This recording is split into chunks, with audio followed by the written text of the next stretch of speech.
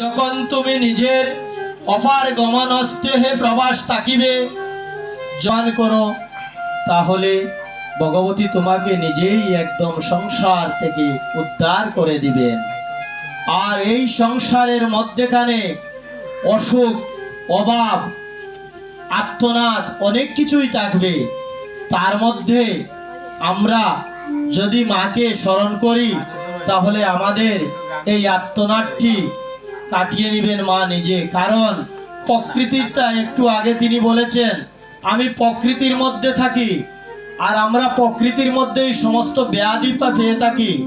আর সেই ব্যাধিগুলা মায়ে নিজে গুণে আমাদের থেকে হরণ করে নিয়ে যান। সেই জন্য এই প্রভু রামচন্দ্রের আজ্ঞায় লক্ষণ এই কথা শ্রবণ করিতেছেন আর বলতেছেন, মাগো একটি বারের জন্য তুমি আমাকে দর্শন দাও। কি জন্য বলিতেছেন? লক্ষণ বলিতেছেন, সেই কারণ এসেছি, আমি তো সেই ভগবতীকে অগ্নির কাছ থেকে নিয়ে আসতে হবে, সেই জন্য তুমি একটু ভগবতীর শরণ নাও। আর তিনি ভগবতীর শরণ নিতেছেন। দেখেন রামচন্দ্র কি জন্য বিশ্ব ব্রহ্মাণ্ডে পৃথিবীতে আমরা যারাই আছি আমাদেরকে উপদেশ দিয়ে গিয়েছেন। ভগবান শ্রী রামচন্দ্র কি উপদেশ দিয়েছেন? যে দেখো রে, এই কলিহত জীব নিজের পিতার কথার বাক্যগুলি শ্রবণ করো। আমরা তো বাবার কথা শুনি না। অনেক সময় আমার বাবা বলেন, গণেশ তুমি এই কাজটা করো, আমি বলি না এখন পারবো না। কিন্তু রামচন্দ্র একজন রাজা হয়ে না, আমরা একটিবার চিন্তা করতে হবে যে আমাদের এই সংসারে যে পিতা নিয়ে এসেছিলেন, সেই পিতাকে আমরা যেন অবজ্ঞা না করি। শুনেন, একটি কথা মনে রাখবেন, এই সংসারে অনেক আপনজন পাবেন, অনেক মানুষ পাবেন আপন। 10টি টাকা দিয়ে কেউ কি যদি একটি পান খাওয়ায়, একটি চা খাওয়ায়, 1 ঘন্টার জন্য সে আপন হয়ে যায়, 1 ঘন্টার জন্য সে আপন হয়ে যায়।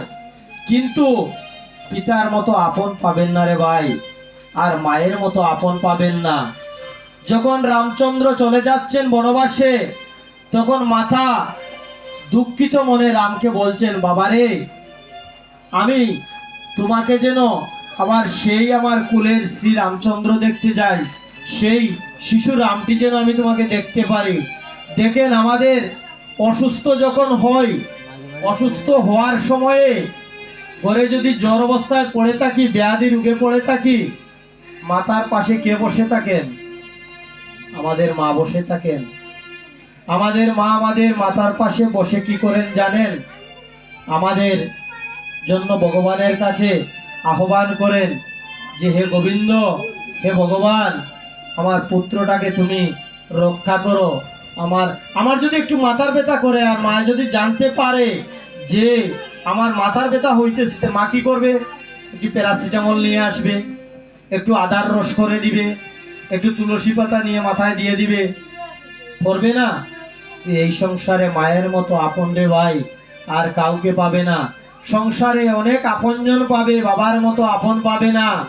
আমার অসুস্থ যখন হই, সেই অসুস্থ সময়ে আমার পিতা আমার পিছন দিকে থাকেন। কোন দিকে? আমি শুয়ে থাকলে আমার পায়ের কাছে আমার পিতা বসে থাকেন। আর থেকে কি বলেন, প্রতিটা লোকের করেন এইভাবে যে, এই বাবা ওষুধ খেয়েছো, তুমি কি একটু ভালো লাগতেছে, এই তুমি একটু মাথায় জল দেও, বলেন না বাবারা? কিন্তু এরা চলে গেলে আর কিছুই পাবেন না। সেই জন্য রে বাবারা, যারাই আছেন আপনারা সবাই আমার যজমান, এখানে বসে আছেন, ওনারাও আমার যজমান, ওনাদেরকেও আমি কোনোদিন যজমান অস্বীকার করি নাই। আমি সবাইকে যজমান মনে করি। সব সময় নিজের মাতা পিতার দিকে একটু খেয়াল নেবেন, নিজের মা বাবাকে শ্রদ্ধা সহকারে দেখবেন, এটাই আমাদের ধর্ম।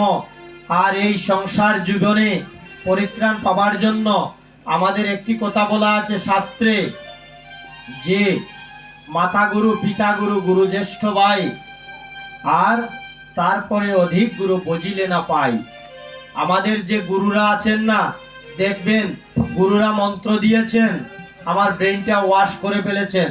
বর্তমান সমাজে চলছে কৃষ্ণ নামের মন্ত্র, ব্রেনটা ওয়াশ হয়ে যাচ্ছে।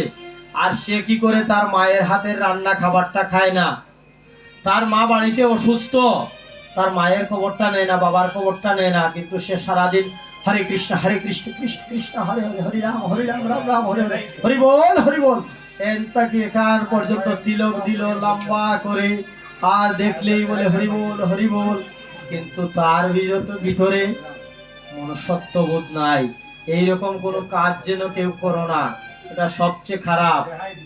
আমি এখন একটু চণ্ডীতে প্রবেশ করব, আমি বেশি লম্বা করব না, কারণ আমার প্রতিটা পাঠের আগে আমার রিহার্সেল থাকে। আমাদের অনেক কিছু সংকটের কারণে পাঠগুলো আমি সংক্ষিপ্ত করতেছি। আমরা একটু চণ্ডীতে প্রবেশ করি। যারা পারেন আমার সাথে সংস্কৃতে চণ্ডী পাঠ করবেন, যারা পারেন না তো